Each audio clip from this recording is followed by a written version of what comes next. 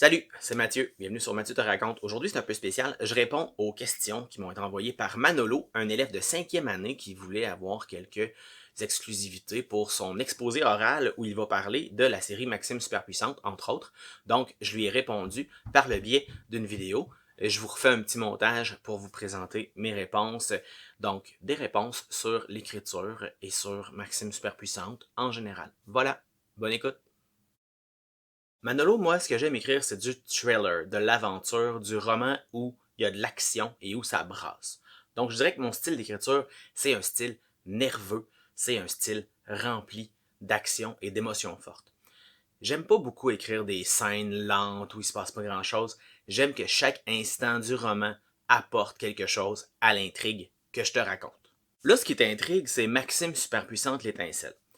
Moi, j'ai des enfants. J'ai une fille qui est en 6e année, un garçon qui est en 3e année en ce moment.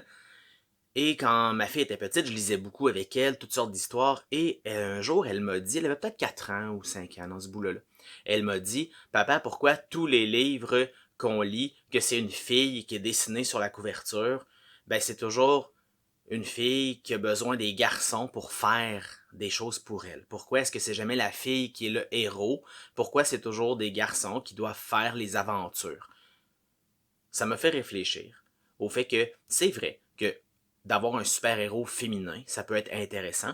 Puis moi, je suis un. J'ai toujours lu beaucoup, puis j'avais jamais eu de problème à lire des livres qui mettent en scène un personnage masculin ou un personnage féminin, tant que l'histoire qu'on me raconte, elle est intéressante. Donc, moi, j'avais envie d'écrire sur les super-héros à ce moment-là. C'est quelque chose que j'avais envie de faire. J'avais envie d'explorer l'idée d'avoir des pouvoirs, d'explorer le revers des pouvoirs aussi parfois. Donc, j'ai décidé de mélanger tout ça dans ma tête, donc de créer une super-héroïne qui est involontairement choisie par le hasard pour devenir une super-héroïne. J'avais envie de travailler sur le volet à la maison. Donc, comment ça se passe quand tu es un parent puis que ton enfant devient un super-héros. J'avais envie de jouer avec ça. Donc, c'est un petit peu ça les bases de l'étincelle. J'avais envie d'avoir une jeune fille super-héros, de suivre à la maison comment ça se passe et qu'elle n'ait pas le choix de devenir un héros parce qu'il y a une menace en ville et elle est la seule à pouvoir s'en occuper. Ou dans ma réflexion de départ, je me disais, il faut que ça soit un peu comme un miroir. Hein? Donc, quand il y a un nouveau héros, il faut qu'il y ait un nouveau méchant.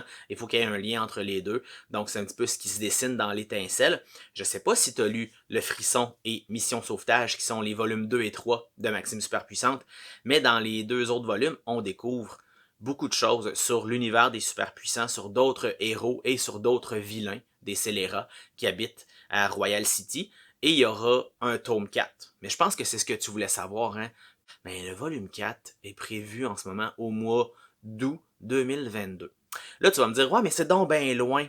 La pandémie a changé beaucoup de choses sur les sorties de livres et Maxime est un peu victime de ça, c'est-à-dire que les deux premiers volumes ont été retardés par les fermetures, les ouvertures de commerce.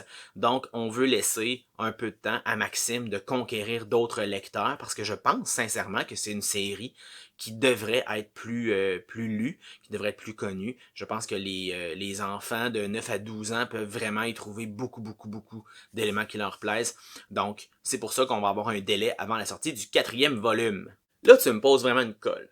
Parce que un personnage préféré dans Maxime Superpuissante, il y a beaucoup de personnages que j'aime beaucoup.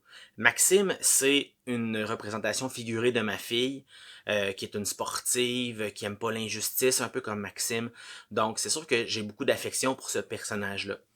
C'est sûr que son papa, c'est un peu une version transformée de moi, c'est-à-dire que c'est un écrivain qui respecte pas bien ses délais et qui est très proche de sa fille, donc ça me ressemble beaucoup.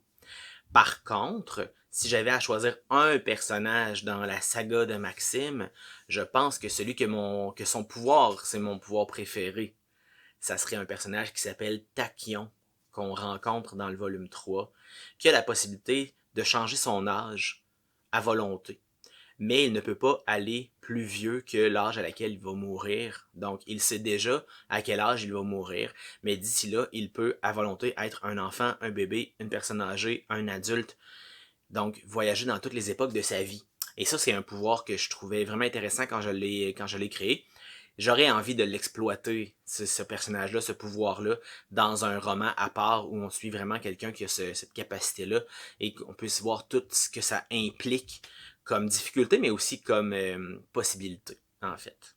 Là, mon ami, tu veux un scoop sur le volume 4 de Maxime. Ce que je peux te dire, c'est que il y aura environ 336 pages. Je sais pas ce que je peux te dire. Je pourrais te dire, attends, je vais réfléchir.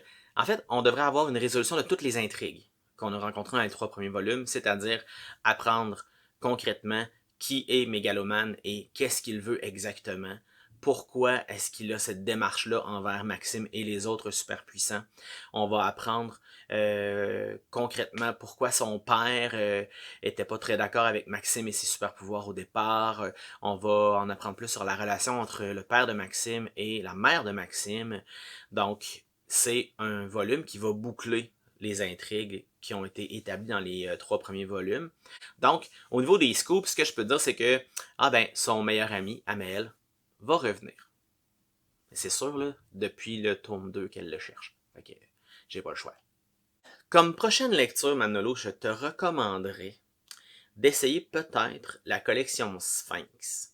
Je sais pas si tu aimes résoudre des énigmes. Je sais pas si tu es quelqu'un qui aime jouer tout en lisant. Mais je te conseillerais peut-être d'essayer Énigme fatale ou Défi virtuel.